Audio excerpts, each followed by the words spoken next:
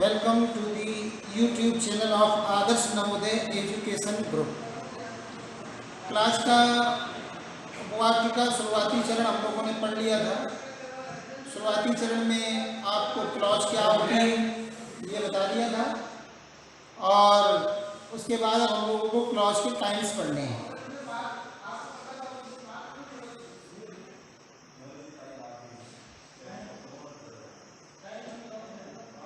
Kinds में मैंने आपको बताया था कि आपके 10th के कोर्स में सबऑर्डिनेट क्लॉज जो है उसमें जो 3 प्रकार हैं, नाउन क्लॉज, एडजेक्टिव क्लॉज जिसे रिलेटिव क्लॉज भी कह देते हैं, और ये दोनों तो है ही, और इसके बाद जो एडवर्ब क्लॉज है, तो एडवर्ब क्लॉज में 9-10 प्रकार हैं।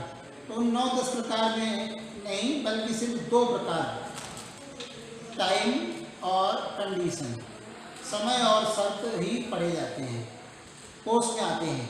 लेकिन मैं आपको पूरे पढ़ा दूँगा क्योंकि एक ये YouTube चैनल है और इसमें सभी कोई भी पढ़ सकता है, उस लिहाज से तो छोटे बच्चों के भी काम आएगा और अदर जो तैयारियां कर रहे हैं उनके लिए।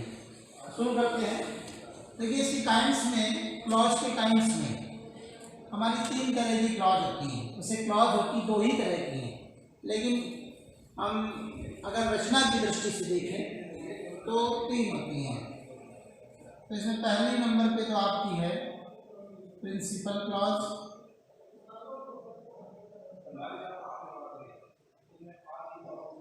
Principal clause Pradhan उपवाक्य,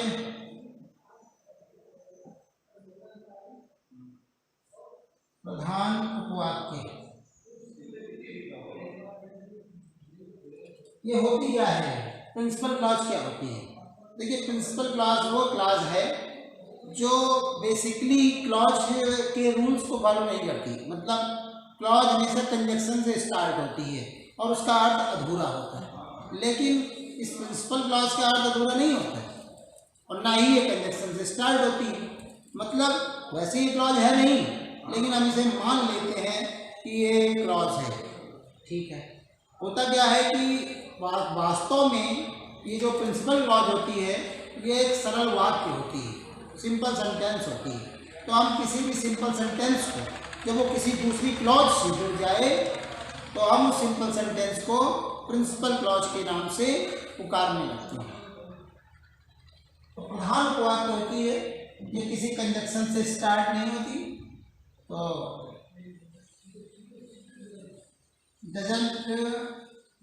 doesn't starts with any conjunction। ठीक है, एक बात। और इसका जो दूसरा रूल है वो है कि इसका अर्थ अधूरा नहीं होता उपवाक्य की परिभाषा के अनुसार। तो इट doesn't have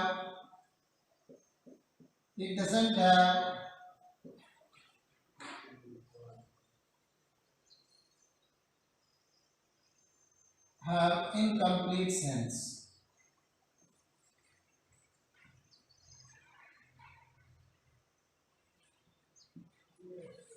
देखिए, कुछ लोग ऐसा भी सोच सकते हैं कि हैव तो प्लूरल के साथ आता है और हैव सिंगुलर के साथ आता है। तो मैं आपको बता दूं कि हैव यहाँ पर हेल्पिंग वर्ब नहीं है, मेन वर्ब है। ये हैव जो है फर्स्ट फॉर्म है, इसकी सेकंड फॉर्म हैड और थर्ड फॉर्म हैड होती है जब ये मेन वर्ब की तरह इस्तेमाल होती है। तो इस कंफ्यूजन में न रहें कि ये कोई हेल्पिंग वर्ब यहाँ पर सहायक क्रिया की तरह तो इस्तेमाल की गई है।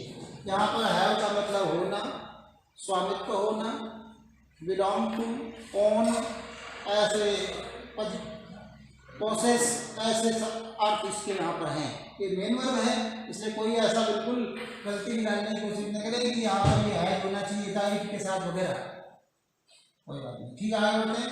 It doesn't have incomplete sense, इसका अर्थ अधूरा नहीं होता। ठीक है, और वाकई में ये एक सिंपल सेंटेंस होते हैं। In real it is It is a simple sentence. It is a simple sentence. In real, it is a simple sentence. तो ये इसकी परिभाषा के मुख्य घटक है। उदाहरण देख लीजिए,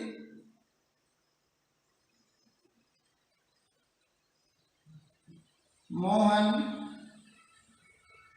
said to his mother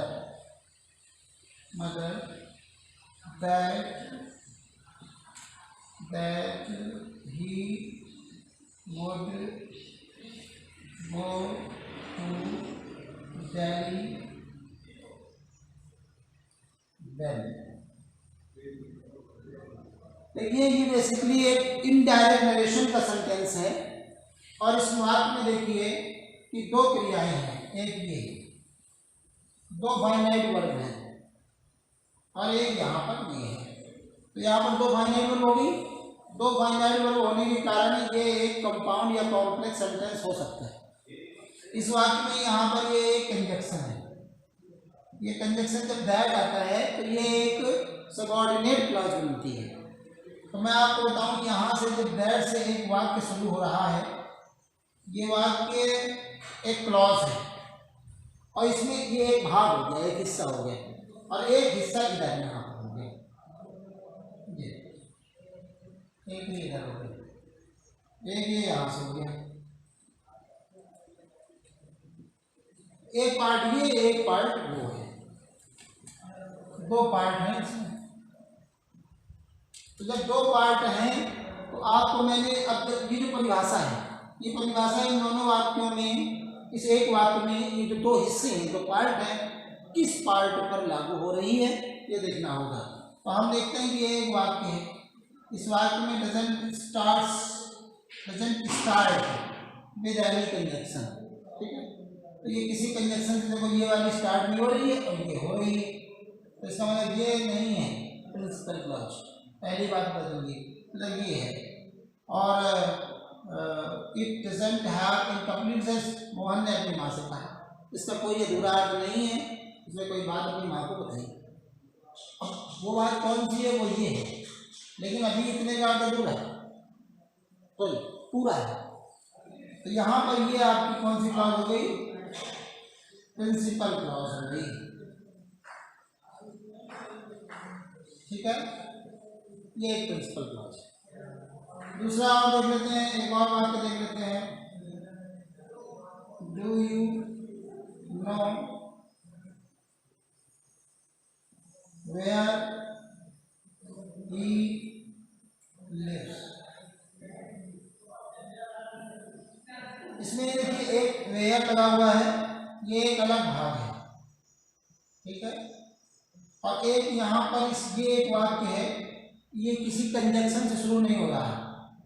तो जब ये कंजक्शन से शुरू नहीं हो रहा तो यही आपकी प्रिंसिपल क्लॉज है। कौन सी क्लॉज है, प्रिंसिपल क्लॉज, ठीक है। तो इस तरह से आपने प्रिंसिपल क्लॉज देख ली। दूसरी क्लॉज होती है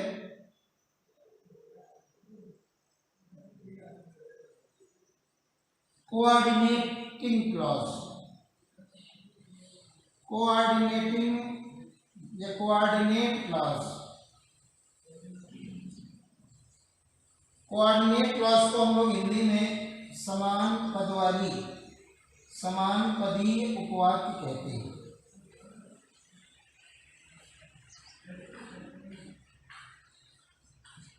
समान पदीय उपवाक्य कहते हैं। इसकी क्या परिभाषा होती है, इसकी परिभाषा ये होती है कि ये किसी न किसी कंजक्शन से स्टार्ट होगा। आप देखिए वाक्य में दो पार्ट हैं, जैसे यहाँ पर इसमें और इसमें दो पार्ट हैं। तो एक वो जिसको कंजक्शन से स्टार्ट नहीं होती वो तो प्रिंसिपल क्लॉज होगी। अब बची हुई एक क्लॉज या एक से अधिक जो क्लॉजेस हैं वो किसी न किसी कंजक्शन से स्टार्ट होंगी। तो इसकी वजह से इसने ये था कि doesn't start with any conjunction. तो इसकी परिभाषा में क्या होगा कि it starts with a conjunction. It starts with a conjunction, किसी कंजक्शन से स्टार्ट होती है। अब कौन सा कंजक्शन स्टार्ट होती है? कोऑर्डिनेटिंग कंजक्शन से।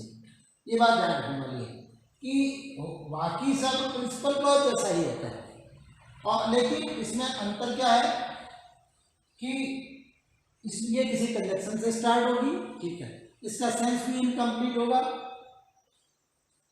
और it starts with the coordinating conjunction.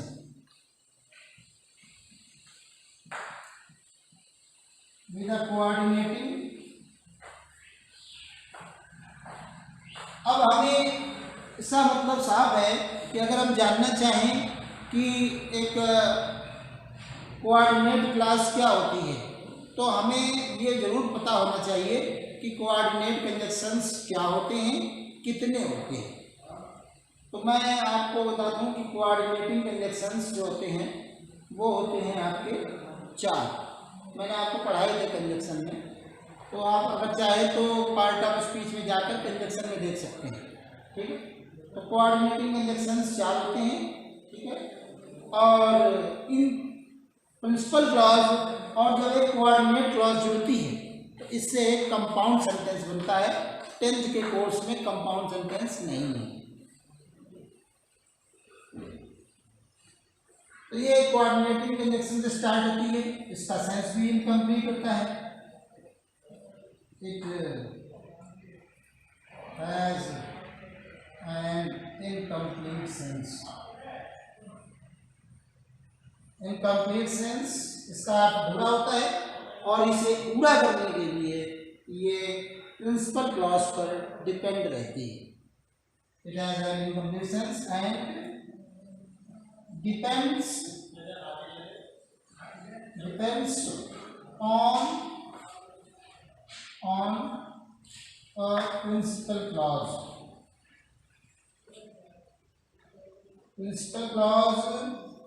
to complete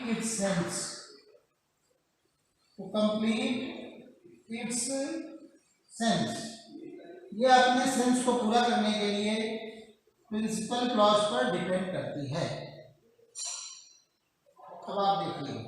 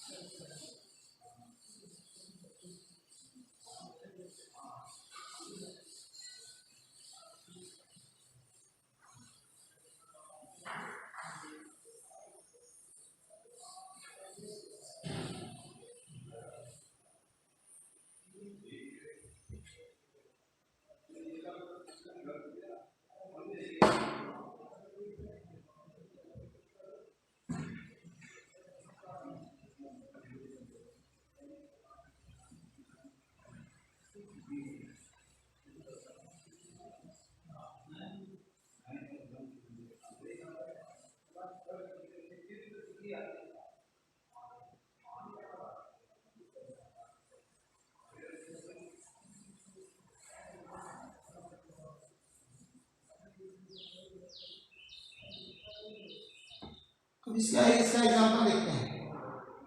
ये 4 तरह के होते हैं, मैंने आपको पहले ही बताया था कि ये जो कोऑर्डिनेट कंजक्शन होते हैं ये 4 तरह के होते हैं।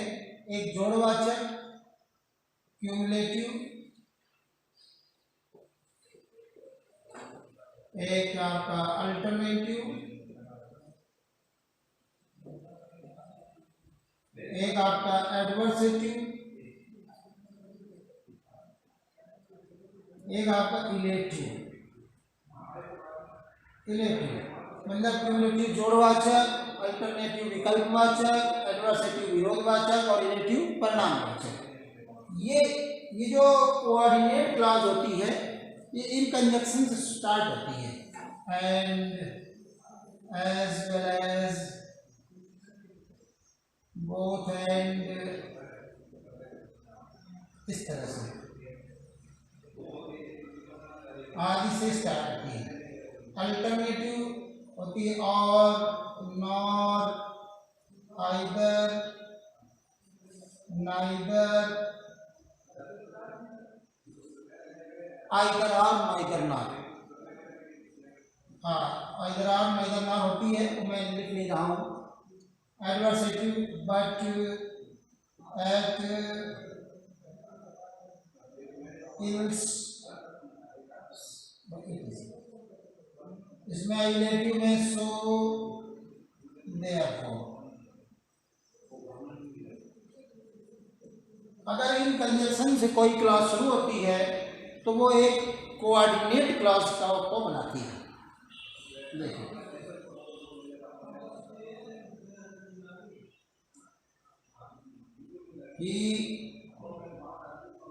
he started early, तो जल्दी चला, जल्दी पहुंचना चाहिए लेकिन नहीं पहुंचा। But he started early but he missed the train, वो जल्दी घर से निकला लेकिन फिर भी ट्रेन छूट गई। तो ये विरोधाभासी मामला है। क्या है ये? विरोधाभासी। देखो ये कंजक्शन है, देखो इसमें एक पार्ट ये है लेकिन ये कोई कंजक्शन से स्टार्ट नहीं है, तो ये एक कोऑर्डिनेटिंग क्लॉज हो ही नहीं सकती, इसीलिए प्रिंसिपल क्लॉज है, उसके अलावा कोई हो नहीं सकती। तो बचा हुआ ये जो पार्ट है ये आपका है कोऑर्डिनेट क्लॉज।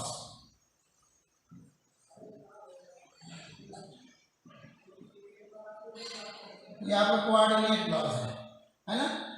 और आपको मैं बताऊं जब एक कोऑर्डिनेट क्लॉज एक प्रिंसिपल क्लॉज से मिलती है या किसी वाक्य में अगर कोऑर्डिनेट क्लॉज होती है तो वो सेंटेंस कौन सा होता है? वो एक कंपाउंड सेंटेंस होता है। कौन सा सेंटेंस होता है? कंपाउंड। वो एक कंपाउंड सेंटेंस होता है। कंपाउंड सेंटेंस 10th के कोर्स में नहीं है। तो इस तरह आप समझ गए होंगे कि देखो ये बट लिखा हुआ है यहाँ पे और यहाँ एक बट लिखा हुआ है, तो इन कंजक्शन से जो क्लॉज शुरू होगी वो एक कोऑर्डिनेट क्लॉज होगी। तीसरा नंबर हमारा सबऑर्डिनेट क्लॉज।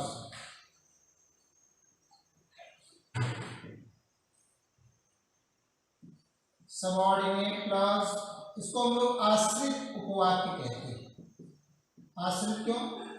देखिए जो कोऑर्डिनेट क्लॉज होती है वो समान पद वाली होती है। अगर कंजक्शन हटा दे तो वो सिंपल सेंटेंस ही है। प्रिंसिपल क्लॉज के इक्विवेलेंट होती है, बराबर होती है, लेकिन सबऑर्डिनेट क्लॉज में कंजक्शन हटाने पर उसका अपना कोई अर्थ नहीं रह जाता, वो क्योंकि अपने अर्थ को पूरा करने के लिए प्रिंसिपल क्लॉज पर डिपेंड रहती है, आश्रित रहती है, इसलिए हम लोग इसको आश्रित उपवाक्य कहते हैं।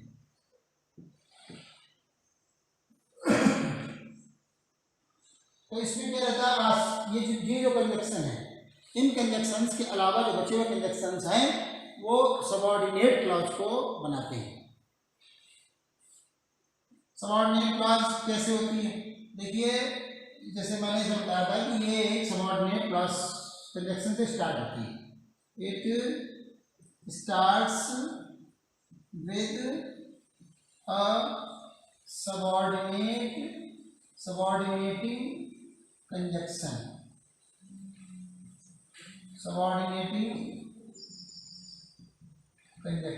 ठीक है। और ये क्या करती है कि ये भी अपने अर्थ को पूरा करने के लिए प्रिंसिपल क्लॉज पर डिपेंड करती है। Depends on principal clause to complete its sense। अब आप एक बात देखिए कि इन दोनों में बस अंतर क्या है कंजक्शन का। अगर कंजक्शन हमें पता हो, हम पहचानते हो, तो फिर हमें कोऑर्डिनेट क्लॉज और सबऑर्डिनेट क्लॉज को पहचानने में कोई दिक्कत नहीं हो सकती। लेकिन अगर हम कंजक्शन नहीं जानते हैं कि कौन सा कंजक्शन कोऑर्डिनेट है या कौन सा कंजक्शन सबऑर्डिनेट है, तो हमें क्लॉज को पहचानने में बहुत दिक्कत होगी। हम उसे नहीं पहचान सकते कि ये कौन सी क्लॉज है। इसलिए पहले कंजक्शन को याद करें, समझें, तभी आप इसको पहचान पाएंगे। इसका एग्जाम्पल देख लेते हैं, फिर इसके काइंड देखेंगे। हमारे इसमें 10th के कोर्स में मेनली यही सबऑर्डिनेट क्लॉज ही है, ठीक है। तो तो इसके हम एग्जाम्पल देखते हैं। अब हम यहाँ अगर लिखें, ये कोऑर्डिनेटिंग क्लॉज थी,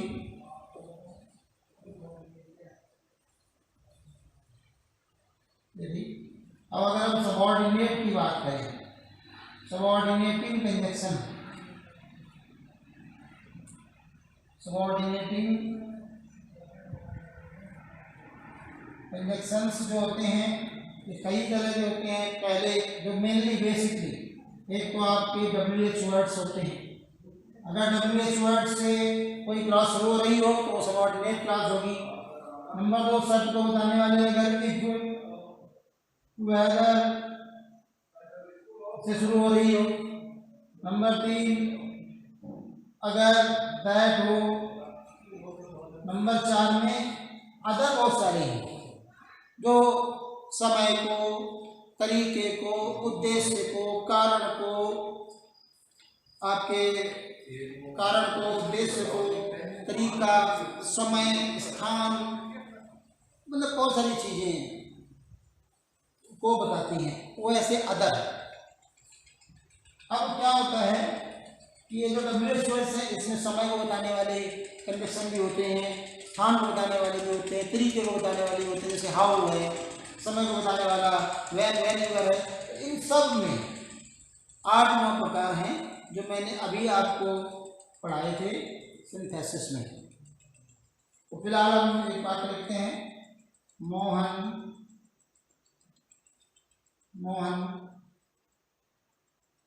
will never tell anyone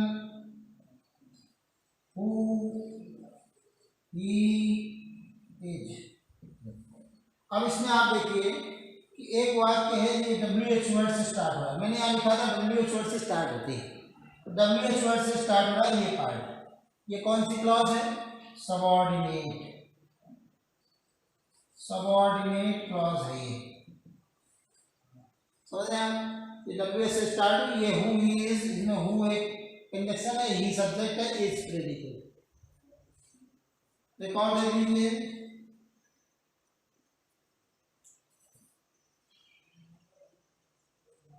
I went to Jaipur because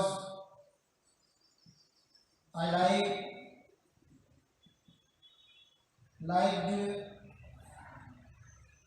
to live there। अब आप देखिए इसमें बिकॉज एक कंजक्शन है, ये है, और ये हमारे कोऑर्डिनेटिंग में से नहीं है कोई, और कारण को बताता है। कारण बताने वाला कंजक्शन कोऑर्डिनेटिंग नहीं होता। आपको पता है ये जोड़ बताने वाला होता है, विकल्प बताने वाला होता है, विरोध बताने वाला होता है, और परिणाम बताने वाला होता है। कारण बताने वाला कंजक्शन कोऑर्डिनेटिंग में नहीं है, तो इसका मतलब ये सबऑर्डिनेटिंग कंजक्शन है। एक कारण को बता रहा है कि क्यों जयपुर गए, तो यहाँ से ये जो क्लॉज है ये एक सबऑर्डिनेट क्लॉज हो गई, ठीक है। जिस वाक्य में सबऑर्डिनेट क्लॉज होती है वो वाक्य एक कॉम्प्लेक्स सेंटेंस होता है, कॉम्प्लेक्स सेंटेंस होता है, समझ गए आप? तो इस तरह से हम लोगों ने अभी फिलहाल इतना ही पढ़ा है। कल हम एडवर्ब क्लॉज के प्रकार पढ़ेंगे कि एडवर्ब क्लॉज कितने प्रकार की होती है। Thanks a lot.